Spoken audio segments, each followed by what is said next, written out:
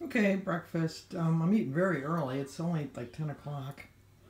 But I have a lot to do today, and I didn't track it in my book, but I will put it in there. And I'll show it to you later, but that's my breakfast.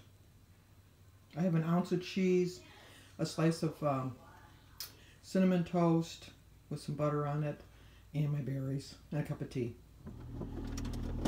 Well, good morning. Well, actually, it's good afternoon.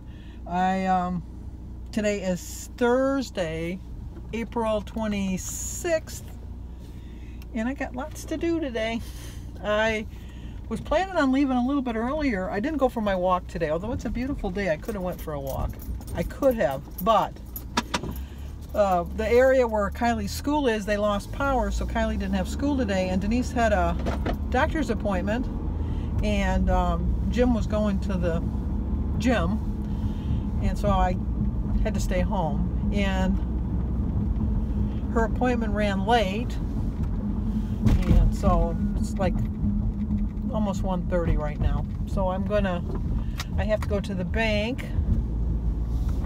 because I gotta get money, because I have a graduation party to go to on Saturday, and I have Aaron and David's birthday tomorrow, and I have to go to the Five and Below store because I want to get a new charging port for my phone, because the one I have is kind of getting a little frayed, and I don't want to spend a lot of money in the $5 store. I can get it for $5.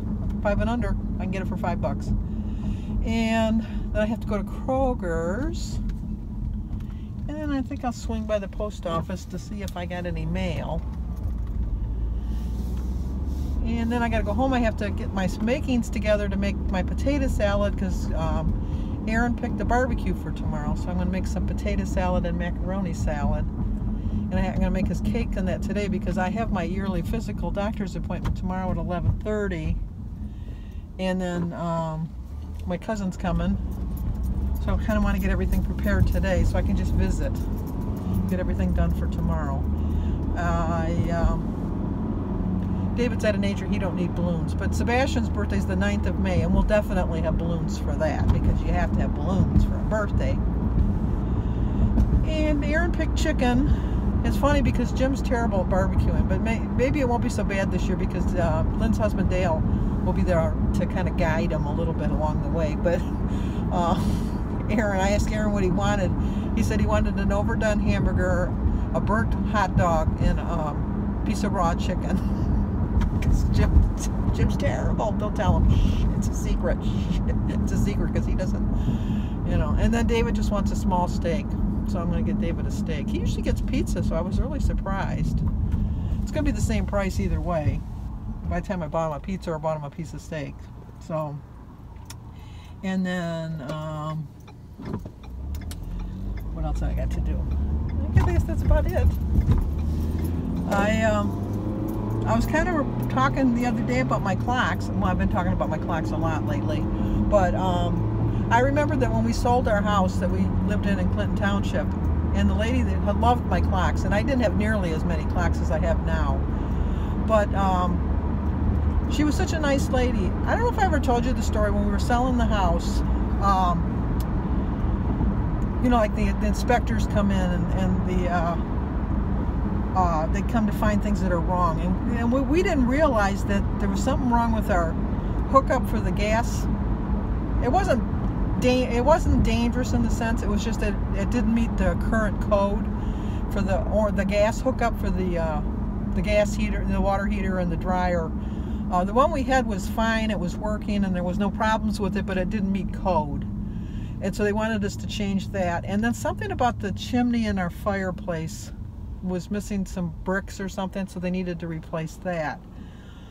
So we said, okay, fine, we'll get those. Those are the only two things that they could find on the home inspection that needed to be fixed. So we got the new gas thing put in, and when they were doing the fireplace, they found something else that the inspector didn't see, but they said it was kind of like a fire hazard and that we should probably fix it. But since it wasn't on the inspection, we didn't really need to worry about it. And I guess it was going to be like an extra $750 to repair or something like that. And so I asked the guy, I said, well, if they have a fire in the fireplace, is it dangerous? And they go, oh yes, it's definitely dangerous. And I said, well, no, then fix it. She says, well, you know, it wasn't on the report. You know, they're never going to know. And I go, but I would know. Fix it. So they fixed it. And then when they were doing the gas, see, I must have just looked like a sucker. Because when they were doing the gas thing, they said, you know, if for another $100, you can put this on, and it's a safety valve, and it's like an extra protection.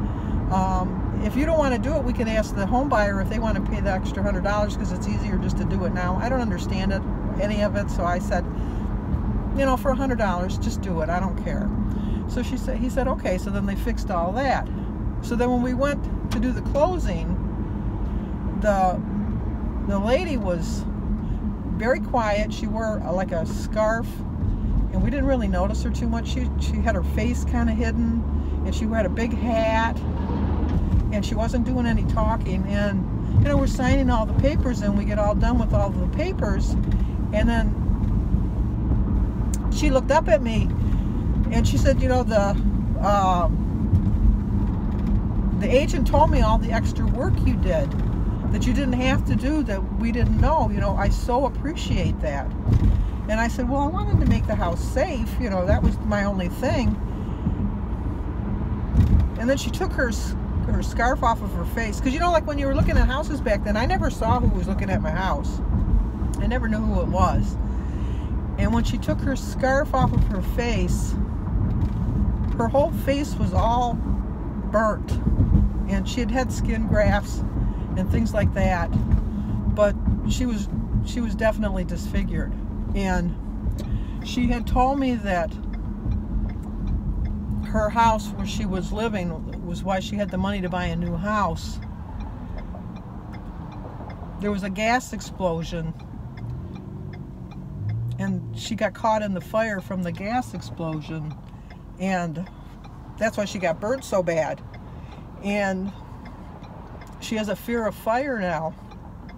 And just to know that the fireplace was safe, and that I went the extra mile on the gas turner, I'm getting all, I just feel so bad because I just remember it. I completely forgot about this story until I started telling it. But she says now she knows that she's in a safe house, and it was because of me. And then she kind of mentioned how much she liked my clocks. Well, that's how we can get back to the clocks. And she says, oh, how much I love your clocks. They really are something special. And so when we, I don't know why you're honking at me. I had the right of way. But anyway, so anyway, when I got the, when we were moving, I went and bought her a clock, a mantle clock for the mantle. It looked I kind of liked it. It was a little unique. I don't know what her style of furniture was, but I found this clock, and I went to the bakery, and I got her a cake. Because, you know, like you always have people moving, you got to give them food. That's part of the deal when they're helping you move. So I bought a cake, and I had put, you know, I hope that you have many happy memories in your new home on the cake. And then the clock, I left her a little card, and just wrote a little card that said, every time you look at this clock, remember how precious time is and how much time you want to spend with your family. Time goes by quickly. No, life goes by quickly, and time can never stand still. But looking at this clock will remind you of all you have to live for. And then I gave that to her. I left that for her, wrapped up, and then I went on my way. But anyway, well, we're at the bank now. So, you say you like my stories. I don't know how I remember them, but sometimes it's just like I start talking about something, and then something clicks and I remember. But I remembered the clock story and forgot all about the fire. But anyway, and being like when I was younger, my house burnt down, and I remember what it's like. I think that's part of the reason I wanted to make sure her house was safe, because I remember watching my house burn down. I didn't know that she had a problem with that, but I just knew that it was devastating for us, and I didn't want anybody to ever have to go through that. And so it cost me $1,000, but, you know, it's money. I got it to blow. No, not really. I'm at the bank here taking money out. Okay, a major purchase at the Five Below. I got a 10-foot cord, only because sometimes I sit farther away from the plug It's just easier. I can leave my phone plugged in. And then you got to buy the plug separate. So it was $10. So I spent $10 at the Five and Below store. But I needed it, so I got it. Okay, now we're going to Kroger's. Come on, fasten your seatbelts, because I'm driving. Okay, now we stopped at CVS, and it didn't cost me not a penny. Well, it cost me the other day. I had ordered a bunch of pictures the other day. I did the 1-hour printing off of my phone, and for some reason they missed one of my pictures of, well, Sebastian when he was little. Not that he's not still little. I would say he's probably 4 here, and he's going to be 6 on the 9th. So we'll add that to my pictures up in my visors. And he'll travel with me. Wait a minute, I gotta clip him in a little better, because that's not a child seat up there. There, he's clipped in now. He's safe. Let's go to Kroger's. So exasperating. I was in Kroger's for 2 hours and 20 minutes, and I spent 45 minutes standing in line waiting to check out my groceries because they only had 2 cashiers and no baggers. And it's 3 o'clock in the afternoon, so there should be more people. It's not a lunchtime. And they had 10 self-checkout lines open. But nobody was going to it because everybody had groceries. You can't go to the self-checkout lines with groceries. You can only go with like 25 items or less. I felt so bad for the cashier because everybody was yelling at him. It's not his fault. He was there. He showed up for work. But I'm going to go to the post office now. I was hoping to start making my potato salad today, but I think I'm going to have to wait till tonight, so I will talk to you guys in a bit. Well, it's been a long day. I was actually in Kroger's for almost 2.5 hours. It was ridiculous. I did go by the post office. I didn't have any mail. And then I came home, and then we went out to eat, and the waitress we had everybody's. There's 4 couples, and we always get 4 separate checks just for our own, each couple. And she messed it up big time, and it took probably 15 minutes before she got it straight. No big deal. Not a big deal. And then we just sat around talking a little bit afterwards because the restaurant wasn't that crowded, so we didn't have to worry about getting up so that the waitress would have another table, like somebody moving in. And we had a really good time. It really was nice. And then I got home and I made my potato salad and my macaroni salad for tomorrow and my deviled eggs. And I made David's birthday cake, and I made Aaron's birthday cake. And I made brownies. I might have a slice of cake, but I'm not having any of the brownies or anything like that. And I gotta get the phone. I'll be right back. Well, that was Denise. I don't know where we left off. It was 20 minutes. I'm so tired. Anyway, I had a half a hamburger. I had 2 glasses of water. I had probably 10 French fries and a cup of chili. That was my dinner. It was very good. And now I'm tired. I'm going to get my pajamas on, and I still got to answer my comments.